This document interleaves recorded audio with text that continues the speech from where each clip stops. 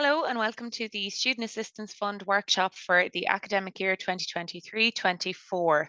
So I'm Mari, I work in Student Life and Learning, and I'm here to talk you through the Student Assistance Fund application and how to submit a really strong application to give you the best chance of being successful. So the SAF, it can be used for all of these areas. It can be used for books and class materials, rent and other utility bills, food expenses, essential travel. So that would cover your buses, your trains, any car related expenses that are relevant to college. So fuel, tax and insurance. And childcare costs. So if you're a parent with children, you have to put them into childcare.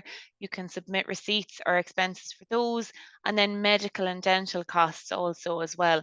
So it can be used for all of those areas in the application, and the application will prompt you to submit receipts or evidence for those areas, but we'll talk about that more now in a moment.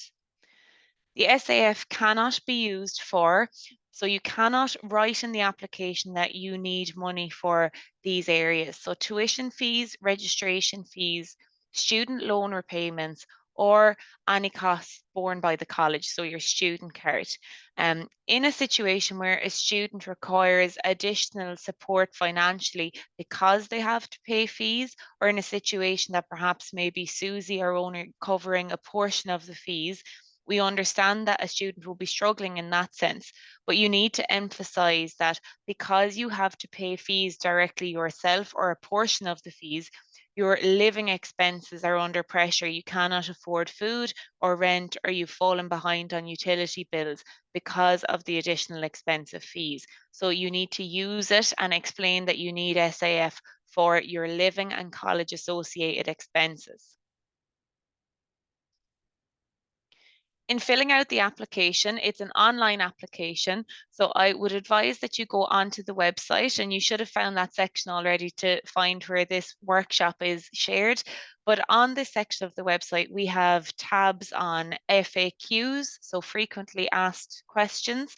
We have a section on the slideshow for this presentation, and then to watch the presentation to help you as much as possible.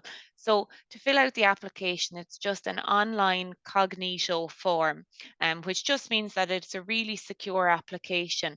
And once you start the application, at any stage, you can save it and come back to it at a different stage.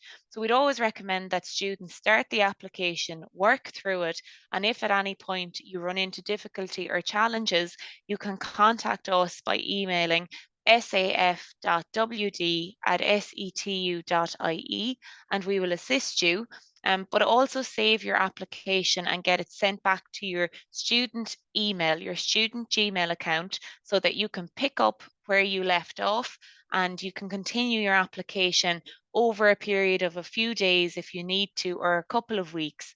Sometimes a student will find that they can complete the application in one day. Other students, it might take a little bit longer due to gathering documentation. So these are the sections in the Student Assistance Fund application labelled here on the screen. So section 1 is funding and your own student personal information. Section 2 is probably one of the most important sections, your personal statement and your banking. So that's your personal bank statements, Revolut statements, and credit union. So if you use one or all three accounts, you will have to provide 3 recent months of statements for those, and I'll talk about that shortly. Section 3 relates to funding. So that's if you receive funding from Susie, if you do not, if you receive social welfare payments, anything like that. Section 4 is your own personal income. Section 5 is your own personal expenditure. So we're going to delve into each of those sections a little bit more now. For your personal statement, this is a really good opportunity for you to explain detail of your own specific circumstances. So it allows us look with the income and expenditure and your overall financial situation, but it lets us look at you as an overall person and what's happening for you in your personal life. For example, if there is anything in the application that you need to give more clarity on, or to explain why you've put no income, for example, on the application, However, you may have been working full time up until starting college. You might need to explain those things in the personal statement. You may also have employment now, but be going on placement in second semester, and therefore know that you're going to be struggling a little bit more. So please explain those types of things in your personal statement. And also, if there is anything in your family life, in your own life, that has caused significant challenge to you, any emotional trauma or any situations like that, you can include as much information as you would like onto your personal statement. It just helps the assessors to get a clearer picture of what's happening for you in your life so that we can assess your application fully. We would also recommend that when writing your personal statement, you start this at the beginning of your application and you work through then the rest of the application, filling out your income, filling out your expenses. And before you fully submit your application, go back up to the personal statement and make sure that you're not missing anything from it. That would be a really top tip. So start it at the beginning, save your application, work through the rest of it, and then come back to the personal statement and add in anything else that you may have forgotten initially. So regarding funding and incomes and the documentation required for that, for proof of funding and income, you need to disclose all of your funding and income sources on your SAF application. If an application shows no income, you must explain in your personal statement how you are funding your studies.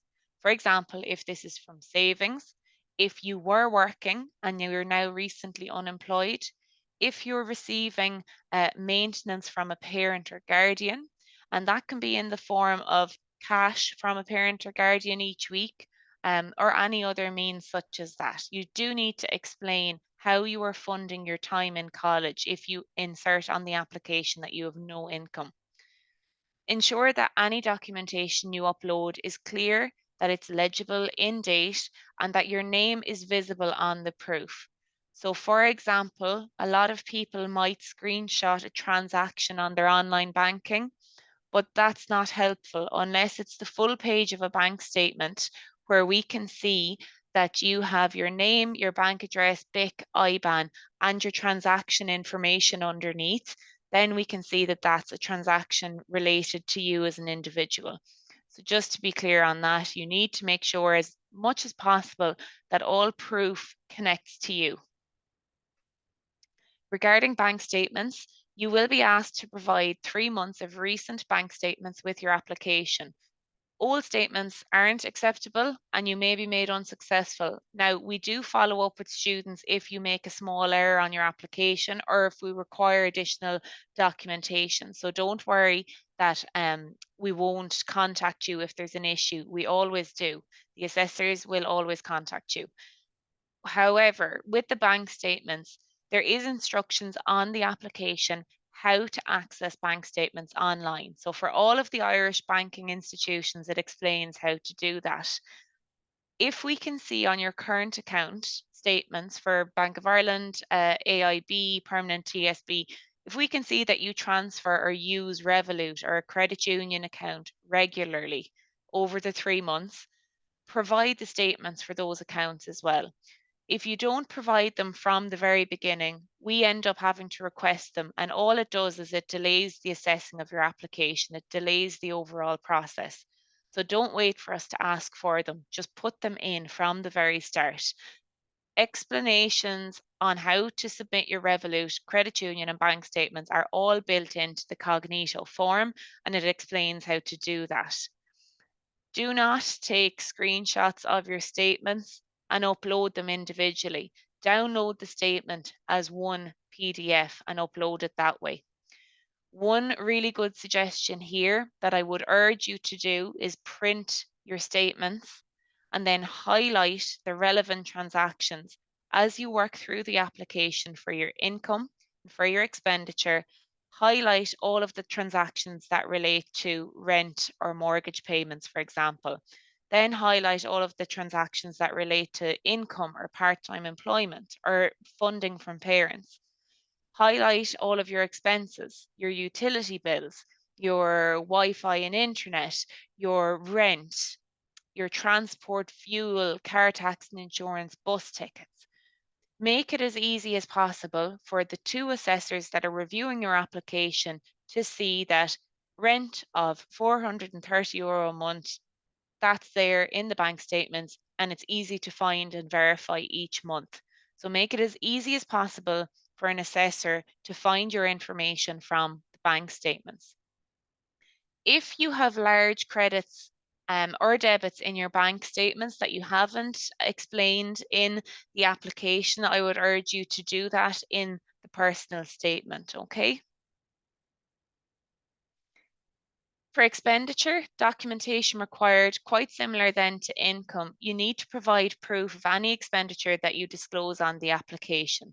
So you cannot just put in a figure for rent and say it's €500 per month, but then it's not visible from your bank statements. Okay, so how are you paying rent? You have to show how you are paying various expenses if they're listed on the application as an expense. It can only be awarded towards eligible costs. So like I mentioned earlier, ensure that your proofs are clear, legible, in date, and then the only thing that we don't require an upload for is food. So for food costs, an amount should be input. So, €50, €80, 100, €120 per week for food. That's all reasonable. If you have a gluten intolerance or a different type of dietary requirement, mention that in the personal statement and explain that sometimes your food bills are quite high, and put in a higher amount than for food because you would be spending more on food if you have specific dietary requirements. And once you've gotten to this part of the application, then when you filled in all of your personal information, your income, your expenses, the form itself generates what's called a surplus or deficit.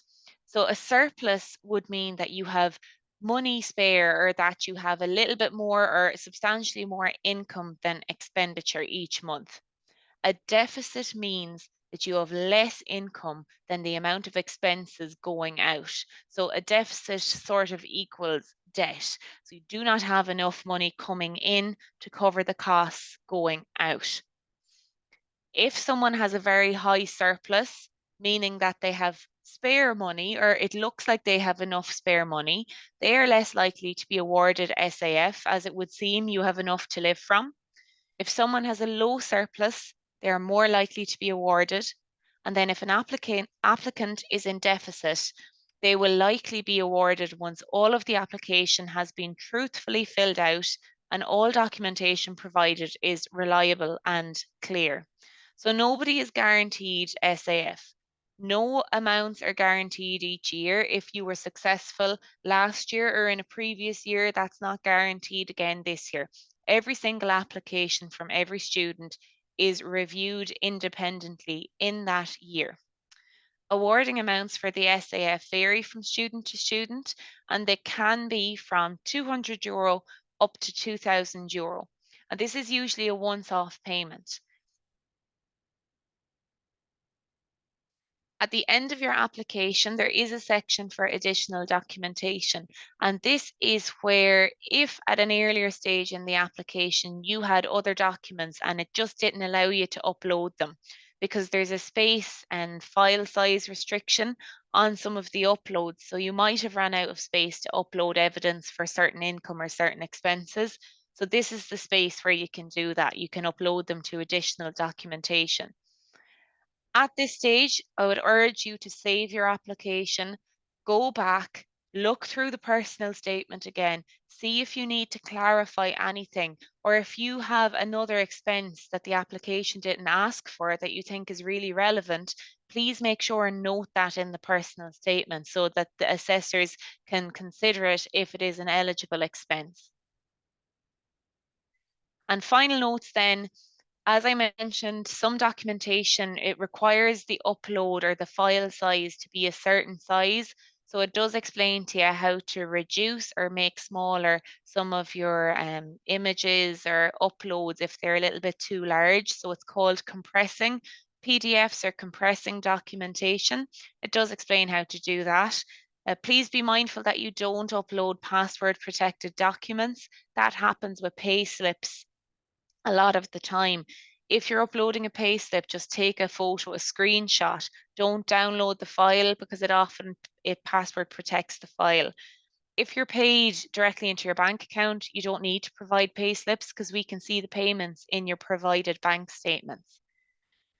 Your student email address. This is really, really important. If you do not log into your student Gmail account and keep an eye on your email, we may follow up with you looking for additional information.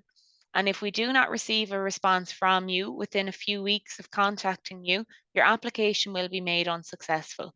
So you need to keep an eye on that and provide us with the additional documents that we require or any clarity on the application that we require throughout the year as well. So how long does it take to receive funding if you're successful? So we aim to run payments at multiple dates each month. However, there can be a processing time of about 6 weeks, sometimes 8 weeks, from when you submit your application to when you hear a decision on that application. Please bear with us. That's due to the very high volume of applications we tend to get early in the year, and that causes a delay. So in October, we get a very high volume of applications.